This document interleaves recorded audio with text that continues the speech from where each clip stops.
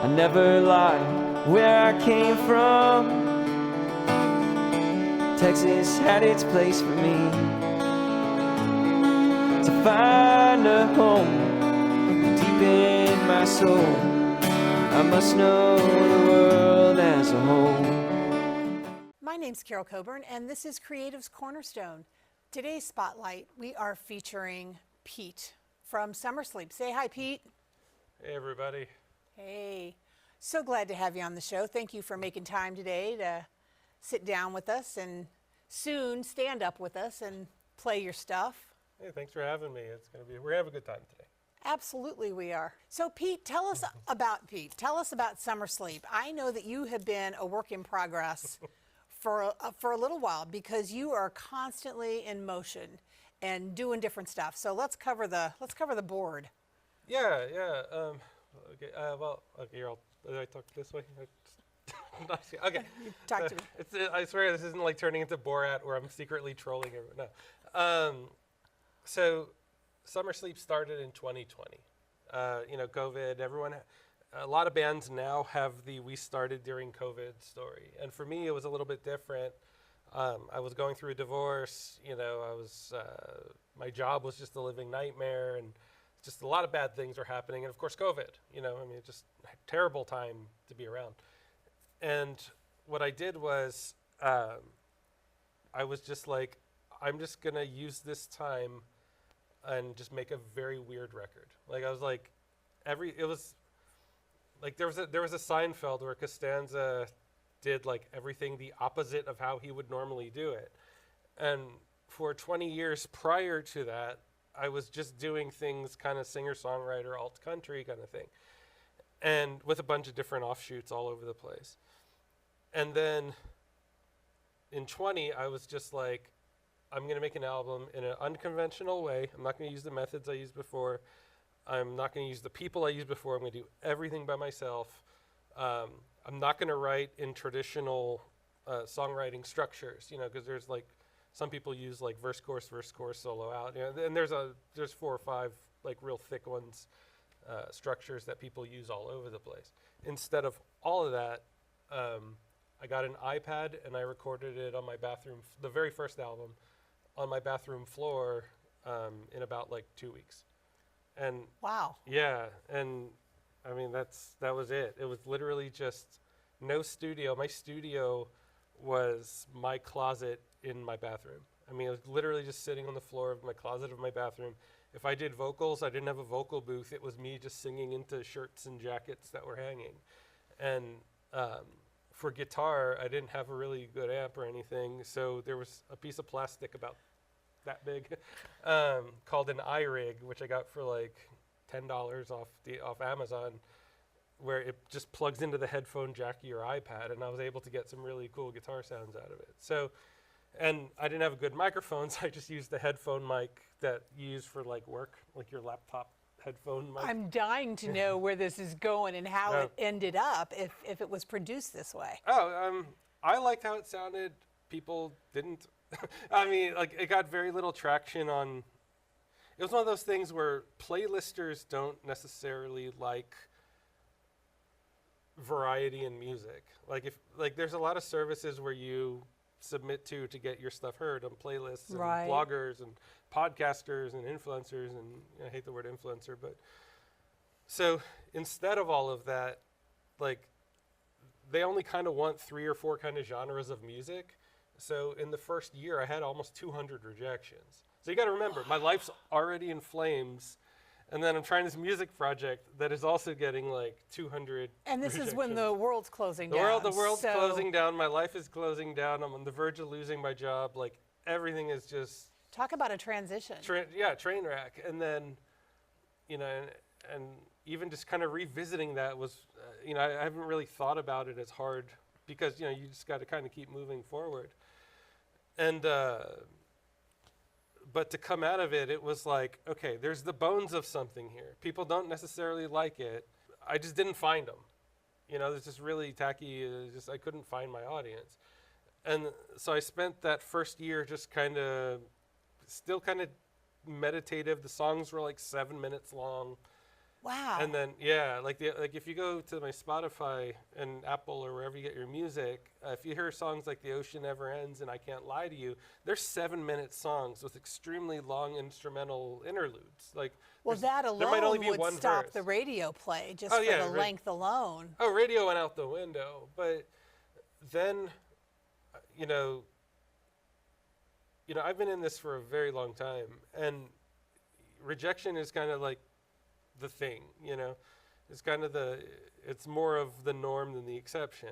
Like, especially Sure. in anything in entertainment, like rejection is absolutely the first friend you make in all of music and all of acting and all of art, all of anything is rejection. And to overcome all of that, it was like, okay, my audience is clearly not some bloggers in Germany or Poland or Denmark or wherever. They're not even Austin. Like, Austin music was not cool to me by any stretch. I couldn't get, even when the world opened up again, it was very difficult to get venues. It was very difficult to find bands. So that it even sounds did what I like did. this production, this time period was self-discovery and all about you and doing things your way. Yeah, Making sure absolutely. it's done the way you want it done and translated the way you want it spoken.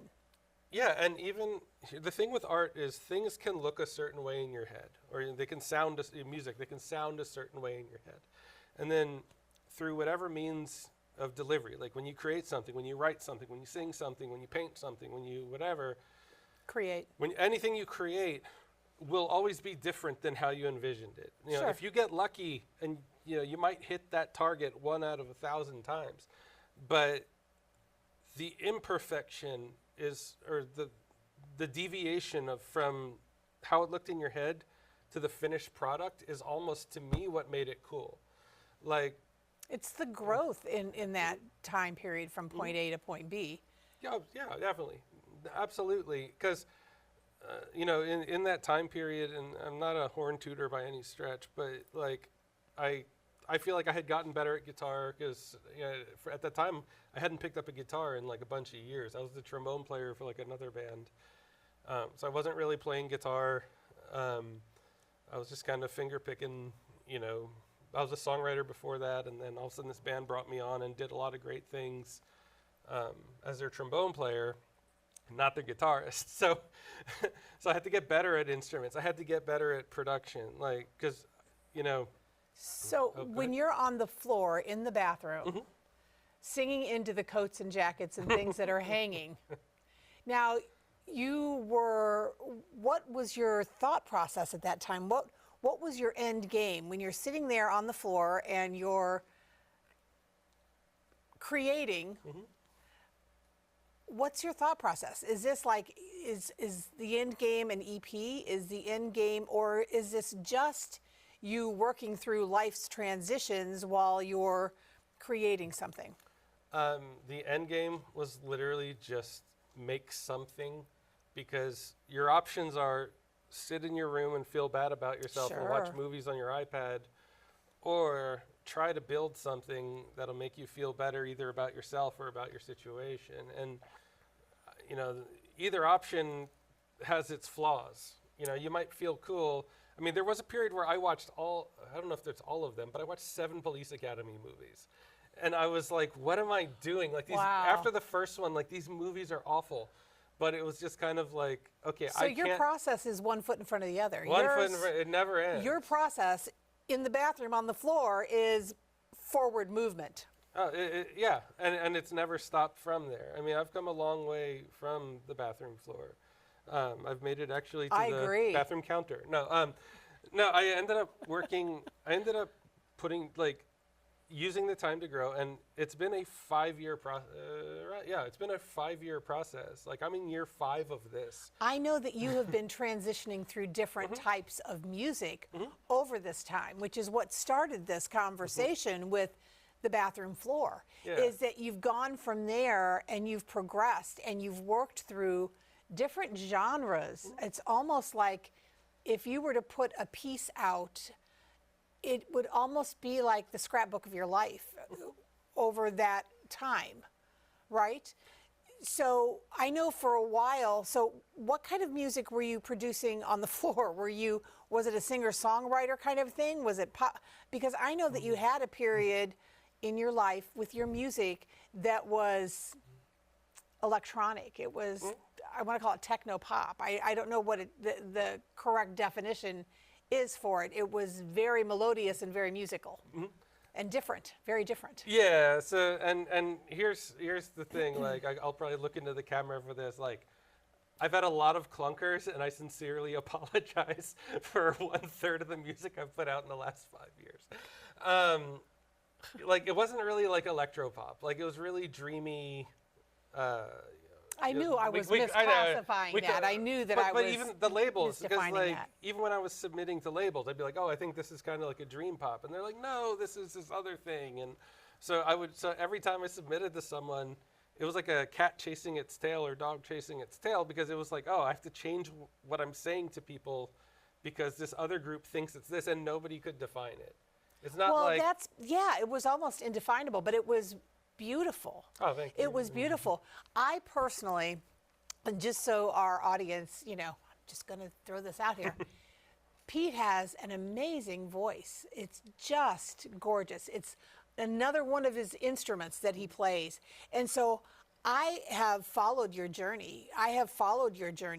Over the years with your various music, and I've played your music on my radio show, Friday Night with Care. KZSM, whoop. But I am a fan of anything that you do using your voice, because you play that instrument so well. Not to say you don't play other things well, or as you're processing stuff, but your voice is just beautiful. Hey, and that means the world. Thank you. Yeah, I mean, and it wasn't always like that. Like, over the 5 years, like the feedback I got. And this is actually same since 1997. Like, so this is I'm gonna date myself a little bit, but it's been like this since 97. I never had the voice that was of that same time frame, because like as you can tell, my voice is kind of like a little bit higher kind of deal. But in the 90s, everyone said, well, now you got to sound like Eddie Vedder from Pearl Jam, or you got to sound like Fred Durst from Limp Bizkit, or the Creed guy, Scott Stapp. Like you had to have that deep, like, voice, right? And I was like, I don't have that. And they're like, well, then you can't play here. And then in the early 2000s, they were like, well, now you have to have the higher Dave Matthews voice. And I was like, okay, I don't really like Dave Matthews, but okay, cool. Like, let's, and sacrilege. I'm sorry. Here's a lesson. Here's a lesson for guitar play or for folk singers that are like, that have started playing in the last few years. If you tried to play a coffee house show from 1998 till 2004, the very first thing you had to say to people was that you sounded like Dave Matthews. Wow. Yeah, that was does he sound Dave? He's Dave Matthews-y. Every booker on the planet was like, you have to sound like Dave Matthews. And I was like, oh, okay, I don't, but cool, yeah, I sound like Dave Matthews. Yeah, like. See, this is such a far stretch for my reality of the way that I think, because I'm attracted to originality. I'm attracted to unique sound. I'm attracted to the stick to it, and look at Billie Eilish. I mean, talk about different, and then poof, I mean, so it's hard for me to hear that. I mean, I don't know. I wasn't knocking on doors. I wasn't trying to get a spot under the light, or to get up on the stage, or to get somebody to take a chance. It was a lot of it. But that had to be really frustrating and hard. There was a cool to it. So, when I had started in the, like I said, I was a trombone player for a ska band in the 90s kind of thing. And, I've always kind of like wandered into these situations. I was coming home from like a high school jazz thing with a trombone case, and somebody saw it and said, hey, I know this ska band that needs a trombone player, call these guys. And it ended up being a very cool run. And then when that run ended, I had gone to college, and it was like, okay, now you have, now you're a folk singer because you're strictly like one dude with a guitar. And it just kept evolving into these like Forrest Gumping your way into like all these other Opportunities and things. And now, even with summer, it's like, you know, the Summer Sleep project. And here's a how I got the name. I put a name into a name generator. That was it. Like, That's it was the only one that. That's how you came up with That Summer is how I Sleep. came up with the name Summer Sleep, and it was, you know, it was like, where would you rather be right now? I would rather be in the summer, and just remember, my life is a train wreck at this point. I'd rather it be the summer, and I'd rather be sleeping, like that was it. Wow. Like, there's no like, it was Oh, almost wow. like, So- this is the only way I'm gonna heal. Is it summer and I'm sleeping? And I put in like a couple things into a name generator, and that popped up, and I was like, well, okay, that's my name now. I think it's awesome that you haven't carried that energy from that dark, because let's face it, I mean, that kind of depth in transition is, you know, Oh yeah, it's a nightmare. I it's mean, a dark place that you have to, you know, pull yourself out of. So, but it's not insurmountable. Like, right, absolutely you know, not. The thing you have to think is there's people that go through stuff way worse every day. You know, I Certainly. heard an analogy from a comedian one time where he was like, if everyone sat at a huge table, like a poker table kind of thing, and everyone threw their problems into the middle of the table, you'd be begging to take yours back at any given time. Sure, absolutely. You'd be the first one begging, oh, let me grab mine back, because this guy, you know, his family's dying. This one's going through like real bad cycles of abuse. This one's going through some other addiction. I think that's why you know. the you know, support groups are so, you know, thriving. Well, that's what I mean. You know, and I wish, you know, like I know I'm not perfect. I'm never gonna say I'm perfect. I know there's musicians that have it way worse than me, and there's ones that have it way better than me. And it's just like, and it took a very long time. It took about almost 30 years in music to get here, but it's almost like just be happy for 5 whole minutes, dude. You know, like you almost have to shake yourself and be like, you're here, enjoy it. You know, quit looking to see what Yeah, this. turn off the processing Turn off the right now and be processor. in the It's like- moment. Be in this time right now. Yeah, I mean, and even in past interviews, I think in the Zoom one we did a few years ago, actually, I think I even came off as like bitter about music back then, and it was because I was so upset because I was like But I peak don't rejection get that. era. Okay, Yeah. so I don't get the bitterness from your storytelling of your evolution, right? I get disappointment and I get frustration from what you're saying, but I don't get bitterness for the music. I mean, because music comes from your soul, and I don't believe for a moment that there's bitterness attached to that. Well, there's two things going on at the same time. On the creation end, it's disappointment because you've Sure. created something and you're kind of, I mean, it's a very hard, vulnerable thing to put it out into the world, and you your want these baby. people to love it. Yeah, it's your baby, and you want these people to love it. You want these people to acknowledge it. And then there's a bitterness towards the business part of music. And like I tell people, you know, right now I'm a one-man show. And it's it. It's literally all the art, all the media. I cut my own video. I record my own songs. I mix, master, produce them, for better or for worse. And this is all in addition to your Day full-time job. I have a day job that I don't want. I kind of Right. keep very private, but I have a day job I keep kind of quiet, and I'm doing all this stuff at night. I mean, it's basically working 2 full-time jobs. You Sure. know, and trying to book and trying to do social media, and keeping up with social media is just arguably the most exhausting part. And it's the part, you know. But if you said in a 40-hour work week, you can almost say you do maybe an hour a day of music, if that. And then the rest of that work week Is all the other it's stuff. all the other stuff. So the paperwork, because you got to do your copyright stuff, and you register for your streamer, your royalty. And this is all over business and over such. I the hate years it. and over time. And now how it's gotten is surprisingly, you know, back in the day, record labels used to do things for you. It was their job to get you out there and to get you heard and to push. And now it's my understanding they won't touch you unless you have X amount of followers or this many listens before they'll even consider working with you. And it's like, wow. Well, I mean, and some of that, like the label, you got to remember at the end of the day, the label is a business. Sure. And I've almost been signed to a label, I'd say almost 3 times in my life. And rugged, always at the last minute gets kind of pulled out from underneath. 2 of them I felt like I dodged the bullet. 1 kind of really hurt, emotionally in hindsight. But the label is a business. So all that stuff that they were doing for you, the promotion and all that stuff, that wasn't free. Well, like they would take a huge cut of money. Absolutely, but they were working. I mean, They were working.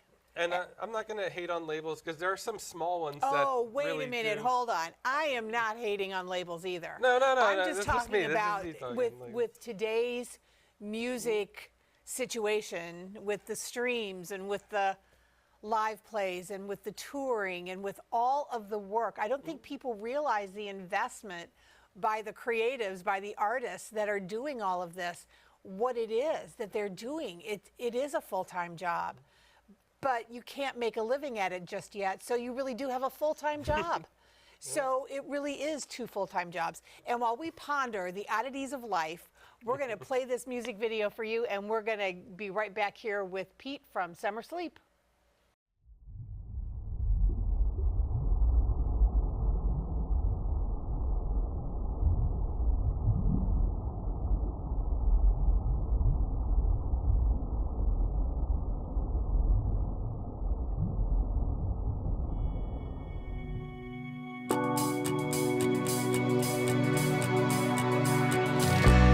A dream without wings, a silent spring. I knew you were there, but I could not see. Blinded by shame, I carried a flame deep in my heart till I knew your name. Turn up the music and let me feel your heart. We move together, the swirling dance of stars.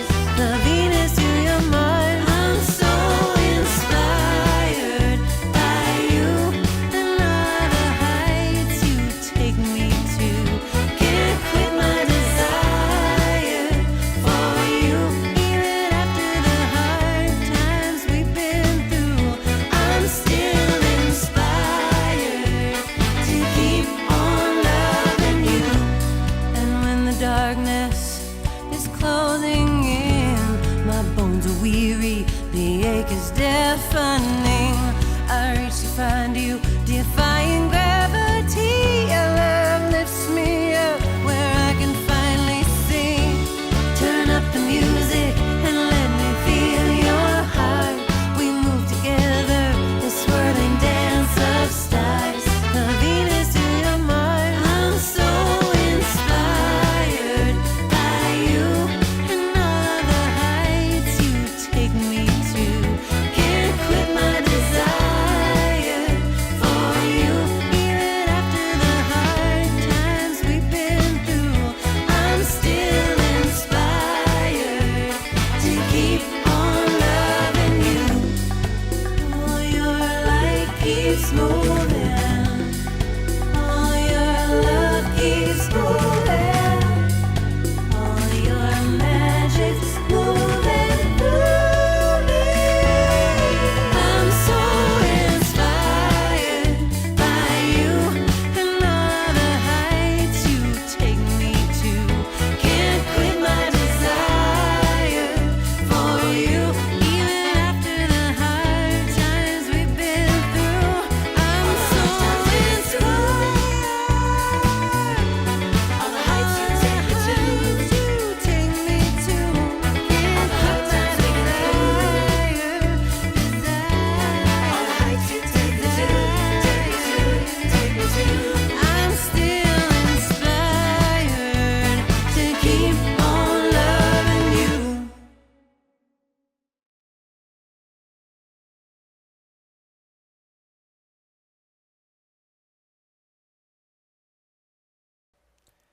I hope you enjoyed that. And I hope that you enjoy that section of Creatives Cornerstone where we feature our music videos that we play for you. They are all indie artists from around the country. And we want them heard. We want you to hear something and watch something that you love so much that you're going to take the time and look them up on YouTube or on Google and get their music, man. Okay, so we are sitting here with Pete from Summer Sleep.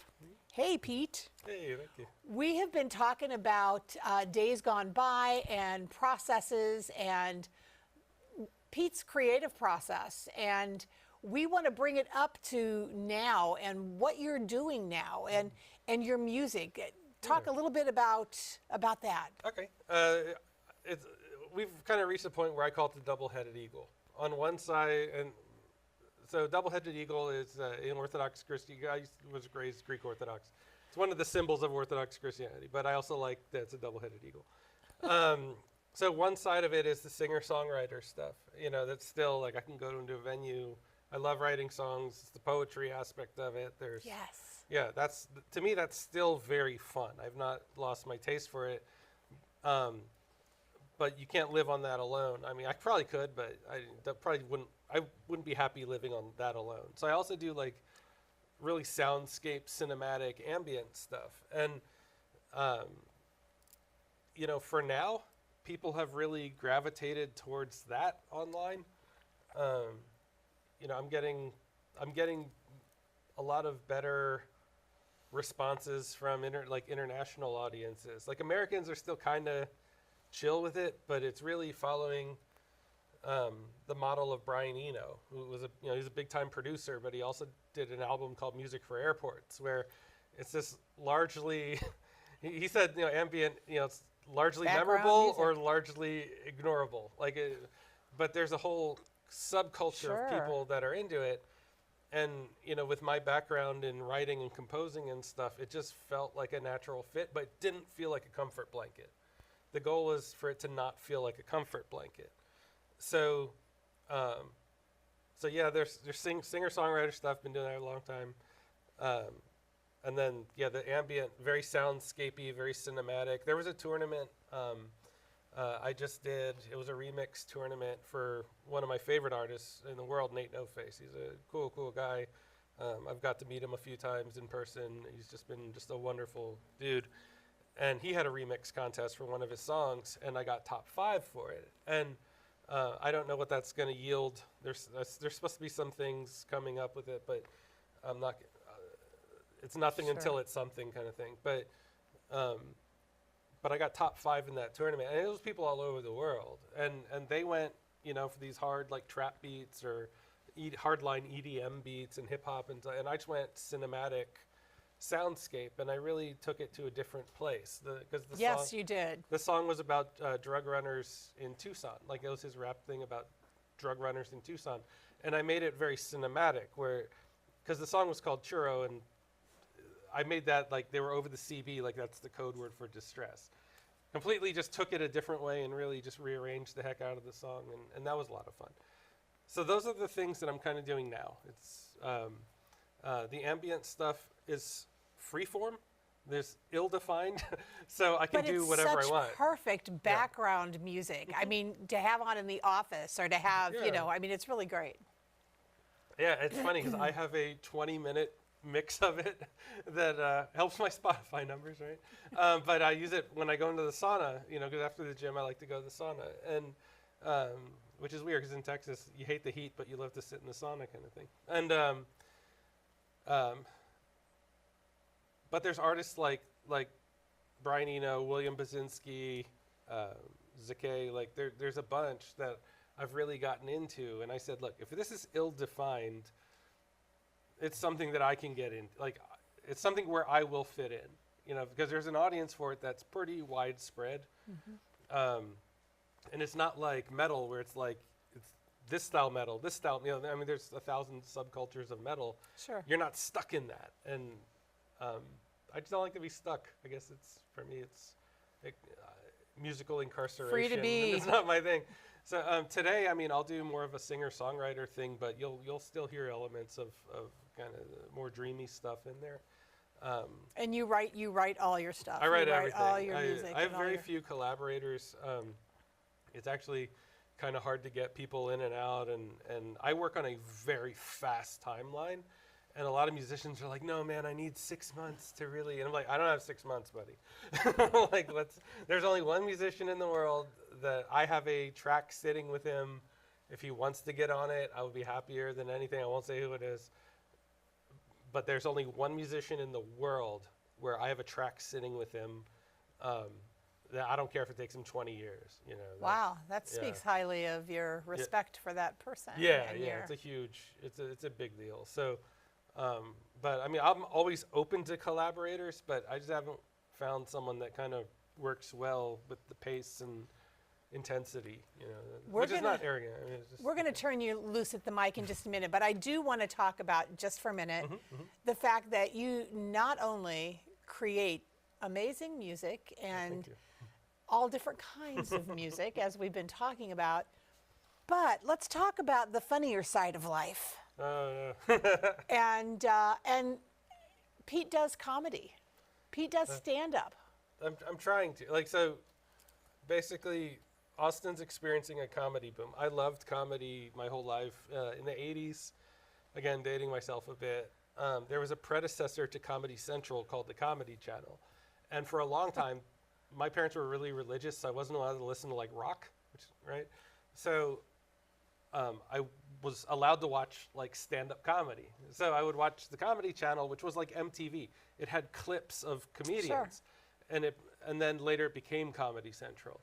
But you know, so as a small child, I like those. I was really into these short-form jokes because again, you're watching them like music videos. So then, in and out of life, I've gone and been a stand-up comedian to varying degrees of I never got past being like an open micer kind of thing. And this year, Austin's experiencing, in the last 2 years, it's been experiencing a comedy boom. You know, some guys from LA with a lot of money, a lot of time and influence have created a new ecosystem here. And They have Comedy Fest every everything. year I with mean- Paramount on stateside. Anyway, Yeah. I mean, again, we're in the middle of a boom. It's almost flooded to a point where it's a boom. But for me, I love entertainment. I want to be an entertainer. That's all I want to be in life. I mean, it's just the whole thing. And if the music thing never ever pans out, I really still want to be in entertainment. It's kind of me throwing my hat back in the ring and saying, okay, let's try this stand-up thing. This is a chance to kind of, with a new club that has opened downtown that has a ton of, influence and this is, to me, it's like a chance of looking at the Comedy Store in the 1980s and 90s or the Comedy Cellar 70s, 80s, 90s. It's a chance to be like, okay, let's see what this was like and watching people ascend. And if I get to be a part of that, cool. And if not, I'm at this point in time where I'm watching people ascend. But I sure as heck would love to be someone ascending. But yes, Austin has, their booming. open mics have boomed. It used to be open mics for music, and now it's so many open mics for comedy. Yeah, and everyone's cashed in. I was watching another show on public access last week about it, and they were talking to several comedians at a couple of different venues, and it's so cool. I mean, it's just so cool. You get to taste the flavors of so many different comedians. Yeah, and like you said, watch their ascension. Yeah, and I mean, at the same time, comedy and music, there's a lot of gatekeepers, and it's just a matter of figuring out how to navigate all of this whole entertainment ecosystem ethically without having to, I don't like to kiss up. I mean, that's probably why I don't get live shows, is I just don't like the kissing up to people. I don't like gatekeepers. You don't have to kiss up. What we want to do, though, is really underscore the fact that when you're a creative, you need to be creating. It oozes out of you. It just comes from every pore. And it's many creatives have a couple of different vices, a couple of different things that they pursue for that creative outlet. And you do both of yours really well. Oh, thank you. And I'm not tying you to just two things, but the two things that I'm familiar with about you are the music and the comedy. And I think we've teased everybody long enough. When you see Mr. Pete here again, he's going to be mic'd up and doing some strumming and entertaining for you. So stay tuned. This one is about that really raw period after a breakup where you just kind of, you're still kind of around, but the other person's moved on. And it's this is another one from that kind of that Northeastern series. Now this one only appeared, I took it off the original off of Spotify. There were some things in the recording I didn't like, but there is a live from Austin Public, which was recorded in this room, that is on Spotify, and I did a version of that. So I'd like to revisit that here.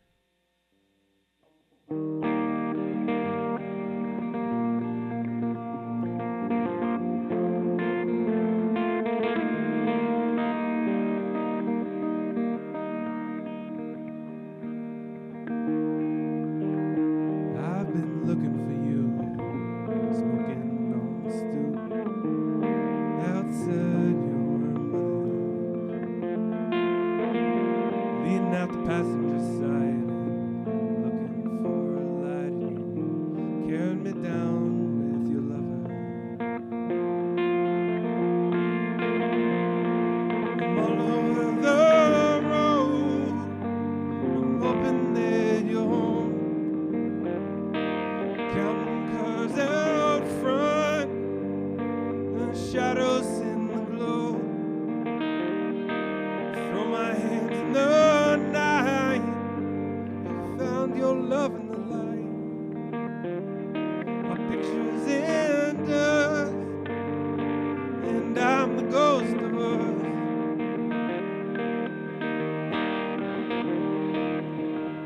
Bet it's the guy from work with a winning smile and a killer smirk, and wanted for emotional terrorism. Takes one look at you and it pulls out the pin and it lights the fuse. Big explosions in your heartstrings. I'm all over the road, I'm hoping that you're home. Counting cars out front, the shadows in the glow. Throw my hands in the night, you found your love in the light. Our pictures in dust, and I'm the ghost of us.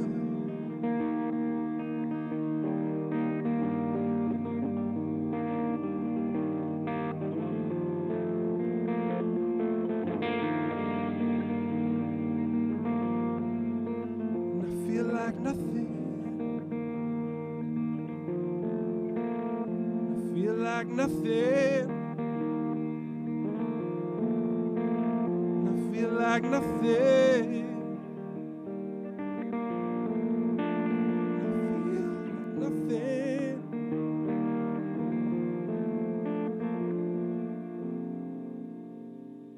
And I'm all over the road. I'm hoping that you're home. And I'm cotton cars out front, and the shadows in the glow.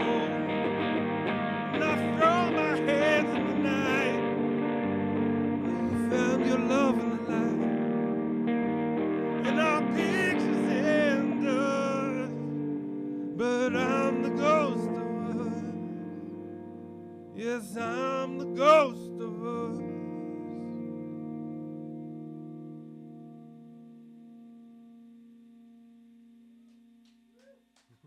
Thank you. Okay, this is one I've never done live before. It's arguably the newest song, and it was the last one I wrote before going completely ambient for a little while here. So, yeah, so that's what this is, and this is a song about just having these big old dreams and then coming to Austin and it just all goes to hell. And the main line of the song is Austin City Limits. I don't think they're calling, baby.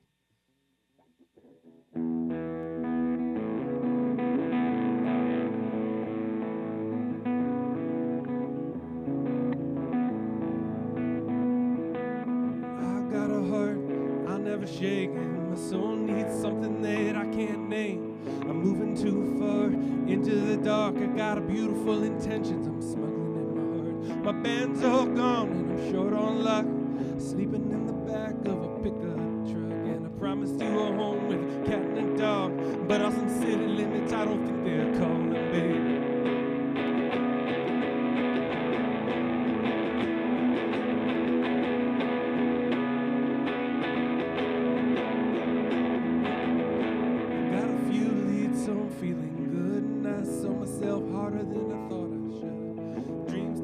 sound good, and I thought they would. But if it comes from love, it has to be good, right?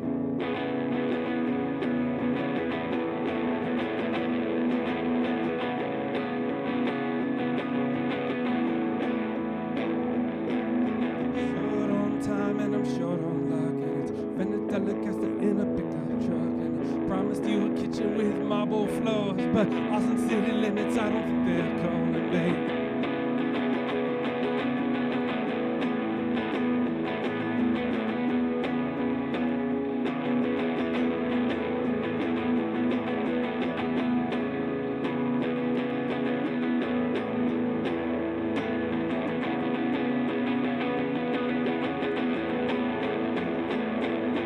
Hopes and dreams are all I got, and I'm sleeping in the carousel parking lot. And my money's all gone and the battery's dead, but most I can do is try again, baby.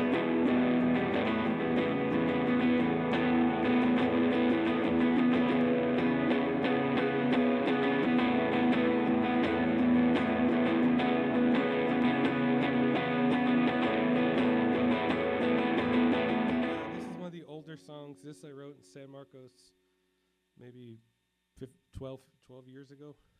It's one of the few I kept from a previous lifetime. I think you'll hear one more from that era. I really tried to keep things summer-centric here. So this one is a person dies. This is almost like the Ghost of Us, but the person dies and they're still in the apartment, and other people have moved in, and it's kind of a fun one for me.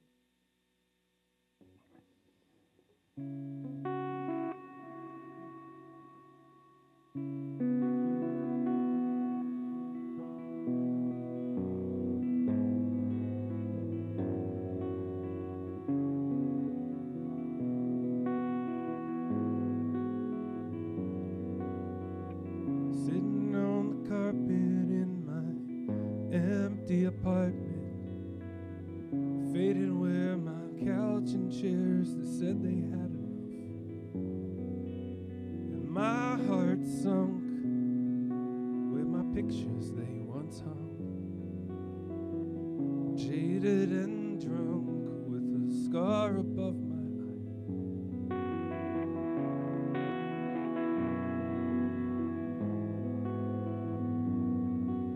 But I still jump when I hear someone knock.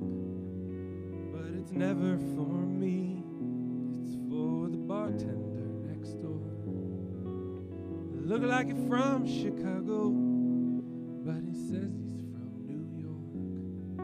And it's never for me, it's for the bartender next door.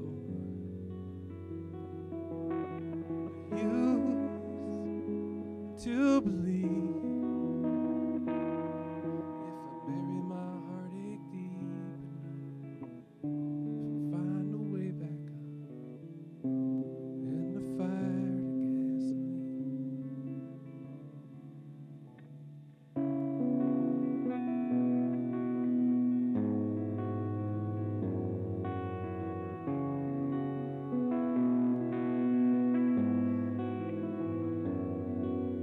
Cracked bathroom sink, but there's nothing in the mirror,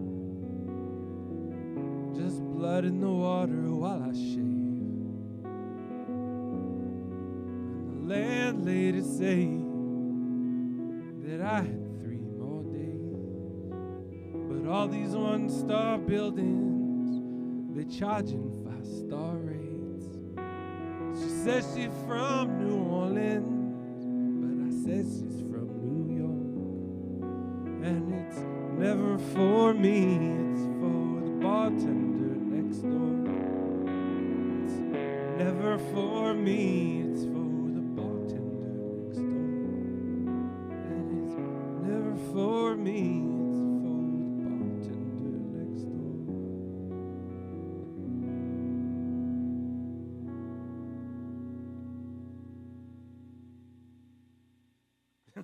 Thank you. Thank you. This is actually the first one I think I've ever played on the radio show. So it's and this is another one from, this one was from about 2015. It's about someone who's kind of in love with someone.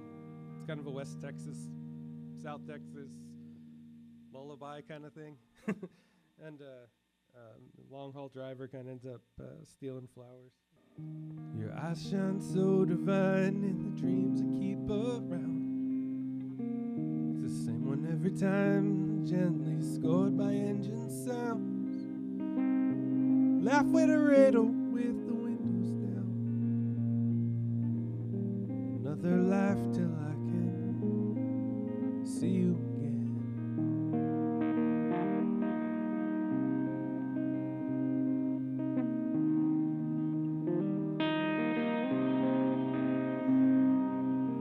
I'ma say a few words about your beautiful curves. Constant reminder of the bees and the birds. Goodbye for every kiss so sweet it hurts. Another laugh till I can see you again.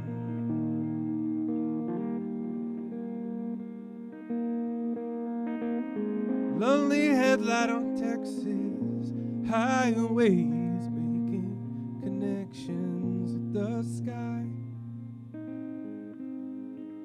And I know if I had it my way, there'd be no consolation prize. Just be you and I.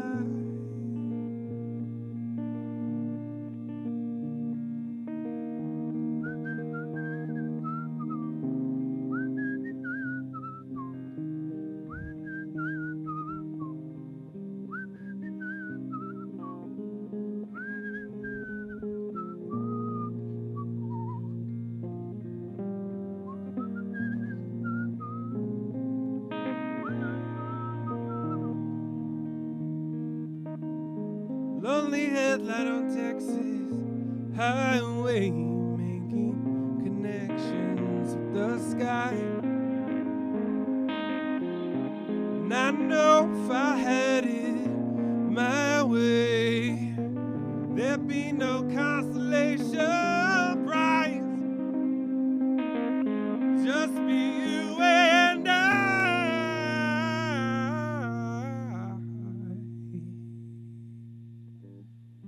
I'ma write you a song, and I get half the words wrong.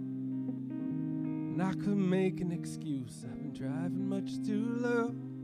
And I could try and I could make things right with some flowers I stole off I-10 on the road tonight.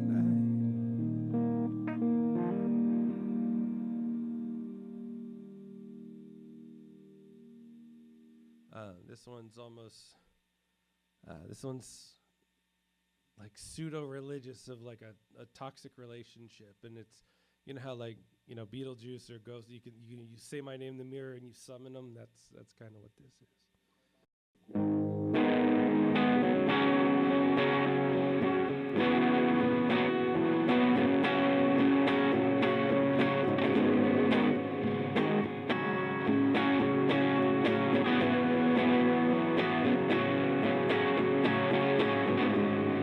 Finally connect, you declare it's the end. Why resurrect me just to kill me again? You're crawling for a savior and people moving fast. Your type of love isn't built to last.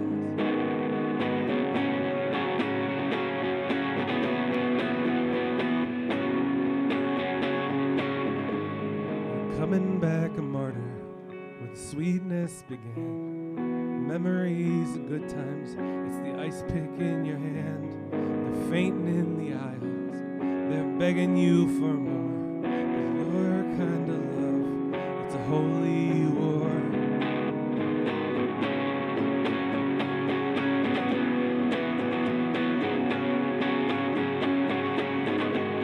There will be hurt, there will be pain.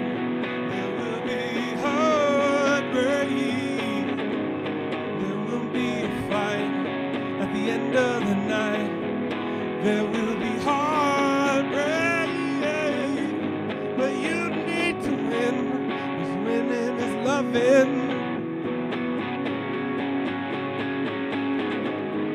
Say my name in the mirror 3 times. I won't go away.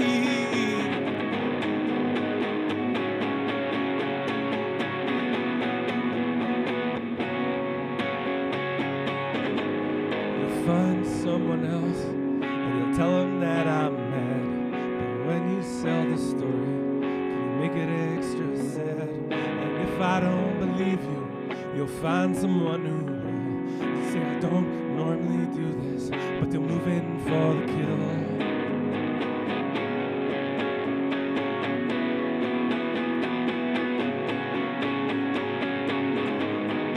You want pain, you want blood, you want heartache,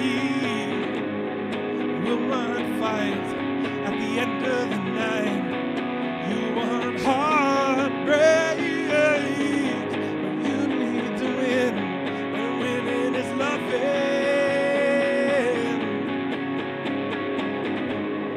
Say my name in the mirror 3 times.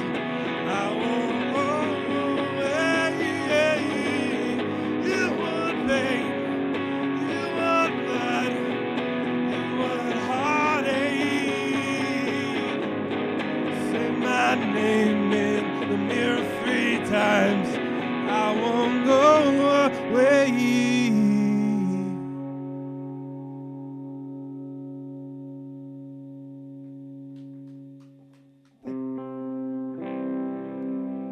All right, this one, I'm sweaty. This one is arguably the more popular one. It did. I love the video on YouTube. It's one continuous shot, so I think you'll get a cool vibe from that. So this one is about, there's kind of people in the world who just want to manipulate you, and they use either faith or they use love or they use something. It's always like a carrot that they're going to drag away from you.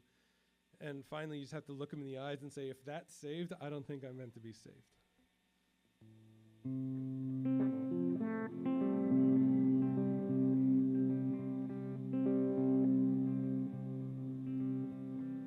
Apologize for letters I wrote when I was angry. I only meant the first few lines. Promise things got better, and when it got better, well, let the sleeping dogs lie. But you've got a loving heart, and you've got a careful mind, and you've got a lot of nerve to run through mine. They were never meant to be found, like I was never meant to be found. They were something I saved. I don't think I'm meant to be saved. I don't think I'm meant to be saved. I don't think I'm meant to be saved. And I apologize for thoughts I had when I was hurting. I only meant the last few lines. And when the medicine started working again, everything seemed fine. But you've got a loving heart, you've got a stubborn mind, you've got a lot of nerve for fixing to fix mine. They were never meant to be found, like I was never meant to be found. They were something I saved. I don't think I'm meant to be saved. I don't think I'm meant to be saved. I don't think I'm meant to be saved. And I don't think I'm meant to be saved. 'Cause I don't think I'm meant to be saved. All right, thanks everybody. Hey, all right. I am so glad you joined us for this episode of Creatives Cornerstone, where our featured guest was Pete from Summer Sleep. Thank you so much, Pete. Thank you for having me. It's been a Absolutely. great time. Thank you. Excellent. All right, we'll see y'all next time. We hope your new realtor plays drums in a band. We hope your new dentist is its front man. We hope live music always makes you proud. Just don't call the cops if you think it's too loud.